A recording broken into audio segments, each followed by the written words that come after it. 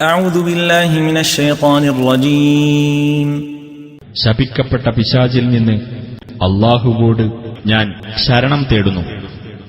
واذكر ربك في نفسك تضرعا وخيفة ودون الجهر من القول بالغدو والآصال ولا تكن من الغافلين.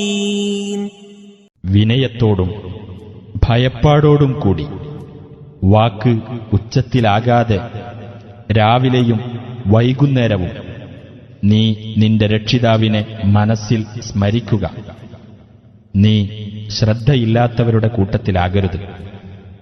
ഇന്നല്ലദീന ഇൻദ റബ്ബിക